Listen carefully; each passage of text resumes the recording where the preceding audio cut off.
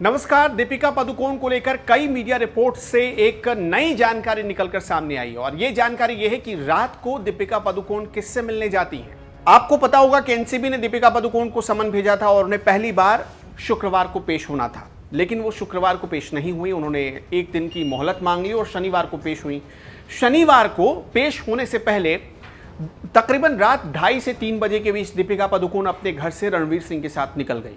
रात को अगर 2:30-3 बजे कोई घर से निकल जाए और उसके बाद घर तब तक ना लौटे, वहां से सीधे एनसीबी दफ्तर जाए, तो ये सबके लिए हैरान करने वाली बात होती है। दीपिका पादुकोण कहाँ गई थी, किससे मिलने गई थी, ये तमाम सवाल लोगों के जहन में हैं और मीडिया रिपोर्ट्स में ये सवाल उठाए गए हैं।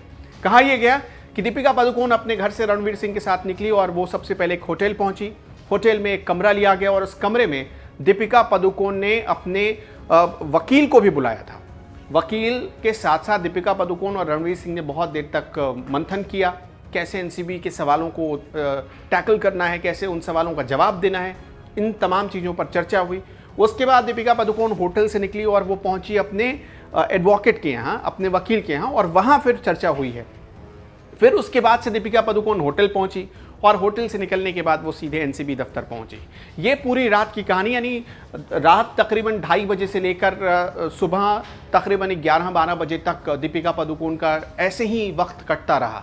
दीपिका पादुकोण जाहिर सी बात है, जो सेलिब्रिटी हैं, जो कभी एयरपोर्ट पर आती थी तो मुस्कुराते हुए रणवीर सिंह के साथ तस्वीरें खिंचवाती थी, कैमरे के सारे फ्लैश उन पर चमकते थे। लेकिन इस बार ऐसा कुछ नहीं हुआ। उनसे सवाल पूछा जा रहा था सिर्फ एक ही कि बताइए ड्रग आपने लिया है या नहीं, ड्रग कंज्यूम करती हैं कि नहीं।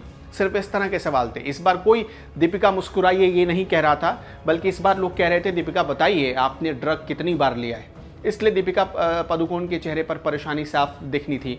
उनकी नींद तो उड़ ही चुकी है और जैसा कि रणवीर सिंह ने गुजारिश की थी एनसीबी से कि दीपिका पादुकोण से पूछताछ के दौरान उन्हें मौजूद रहने दिया जाए, इसका मतलब सीधा था। उन्होंने बताया भी था कि दीपिका घबरा जाती हैं, वो कई बार सवालों का जवाब देने से पहले घबरा जाएंगी, इसलिए अच्छा है कि उन्हें रहने दिया जाए, रणवीर सिंह को रहने दिया जाए। लेकिन एनसीबी ने इसे मंजूर नहीं किया था। इसका मतलब ये कि परेशानी तो है दीपिका पादुकोण को इस वक्त, और जाहिर सी बात है आप परेशान तभी होते हैं जब दाल में कुछ काला हो। हम ये नहीं कह रहे कि दीपिका पादुकोण दोषी हैं, बल्कि इंतज़ार करना होगा एनसीबी की जाँच किस तरफ जाती है।